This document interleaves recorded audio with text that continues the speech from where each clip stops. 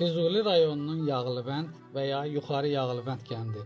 Yuxarı Yağlıbənd rayon mərkəzindən 12 km şimalda, Dilağarda kənd inzibati ərazi vahidində, Qarabağ silsiləsinin şimal-şərq ətəyində yerləşən kənd. Yaşayış məntəqəsi 9 noyabr 2020-ci il tarixdə erməni işğalçı qüvvələrindən azad edilmişdir. Yağlıbənd toponiminin əsasını Yağlavənd komponenti təşkil edir. Oykonim keçmişdə bu ərazilərdə maldarlıqla məşğul olan elatın adındandır. Çox güman ki, oykonim həmin elatın adını özündə əks etdirir. Tarixi qaynaqlarda məlum olur ki, Yağlıbənd oymağı Cavanşir tayfasına daxildir.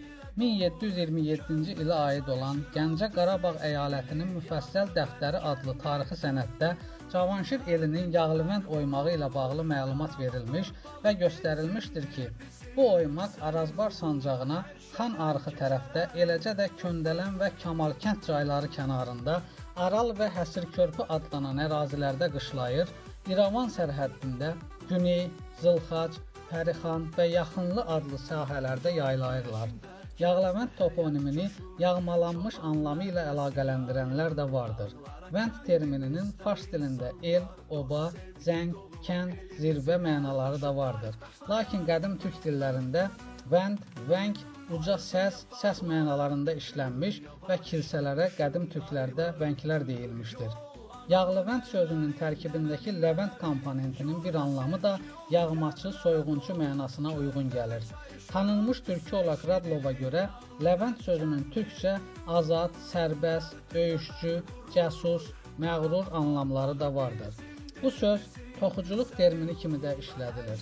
Son orta əsrlər dövründə Azərbaycan dövlət qurumlarında müxtəlif tayfalardan toplanmış qeyri-nizami hərbi dəstələrə, çəriklərə Ləvənd deyilmiş. Ləvənd sözü Osmanlılarda dəniz piyadası anlamında da işlənirdi. Vənd hissəciyinin yer, məkan, uşağı anlamları da vardır. Görkəmli Azərbaycan tarixçi alimi Süleyman Əliyarlı Azərbaycan tarixi əsərində vənd sözünü adam adı kimi də izah edir. O göstərir ki, miladdan öncə 2-ci əsrdə Bulqar vənd özü ilə gətirdiyi adamları əsasən Böyük və Kiçik Qafqazın ətəklərində yerləşdirmişdir. Həmin yerlər sonralar onun adı ilə Vənd yaxud Vənənd adlandırılmışdır. Çox güman ki, Azərbaycan Respublikasının ərazisindəki Qərvənd, Papravənd, Sırxavənd, Yağlıbənd və başqa bu tipli yaşayış məntəqələri də həmin vənd komponenti ilə əlaqədardır.